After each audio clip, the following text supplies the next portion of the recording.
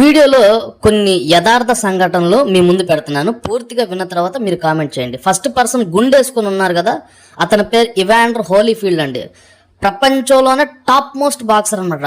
బాక్సింగ్లో ఇంక రారాజు ఇవాండర్ హోలీఫీల్డ్ ఒకసారి ఇంటర్నేషనల్ మ్యాచ్ ఆడి గెలిచిన తర్వాత పబ్లిక్గా ఫస్ట్ చెప్పిన మాట ఏంటంటే, యేసుక్రీస్తు దయ వల్ల నేను ఈ మ్యాచ్ గెలిచాను. ఇంటర్నేషనల్ మ్యాచ్ అండి.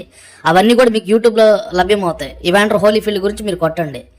టాప్ మోస్ట్ బాక్సర్ అండి. అసలు బాక్సింగ్లో ఇంకా మహారాజు అనమాట ఇవాండర్ హోలీఫీల్డ్. అతను విజయం సాధించిన తర్వాత యేసుక్రీస్తు వల్లే నేను గెలిచానని ఒక 15 నిమిషాలు చెప్పాడండి. ఆ వీడియో మీకు సోషల్ మీడియాలో ఉంటుంది. అలాగే సెకండ్ పర్సన్ జస్టిన్ బైబర్ అండి. జస్టిన్ బైబర్ అంటే పాప్ సింగర్ అండి. ఇక మ్యూజిక్ వరల్డ్లో కింగ్ మేకర్ అనమాట. జస్టిన్ బైబర్ ఒకసారి గ్రామీ అవార్డు తీసుకున్నప్పుడు, గ్రామీ అవార్డు అంటే ఆస్కార్ అవార్డుతో సమానం, తీసుకున్నప్పుడు ఫస్ట్ చెప్పిన మాట ఏంటంటే, యేసుక్రీస్తు ద్వారా నేను ఈ స్టేజ్లో ఉన్నాను. యేసుక్రీస్తుని ఒక 2 నిమిషాలు పొగిడాడండి. యేసుక్రీస్తు ఇది అంతా నేను ఎందుకు చెప్తున్నానంటే, మన ఇండియా తప్పిస్తే మిగతా దేశాల వాళ్ళందరూ కూడా ఏదైనా విజయం సాధిస్తే ఫస్ట్ దేవుడికి ఎక్కువ ప్రాధాన్యత ఇస్తారండి. ఇది నేను 20 సంవత్సరాలు రీసెర్చ్ చేశాను.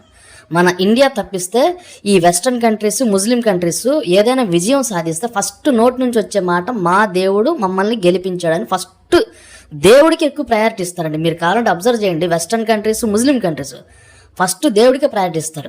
లాస్ట్ ఉన్నాడు చూసారా పర్సన్, అతనైతే ఏకంగా మానవ చరిత్రలో అత్యంత ఐక్యూ కలిగినటువంటి వ్యక్తి యంగ్ హూన్ కిమ్. అతనైతే ఇంక ఏకంగా డైరెక్ట్గా యేసుక్రీస్తే నిజమైన దేవుడు అన్నాడండి. మానవ చరిత్రలో అత్యంత ఐక్యూ కలిగినటువంటి వ్యక్తి అన్న మాట అండి ఇది. యంగ్ హూన్ కిమ్ అని మీరు కొట్టండి. జాగ్రత్త.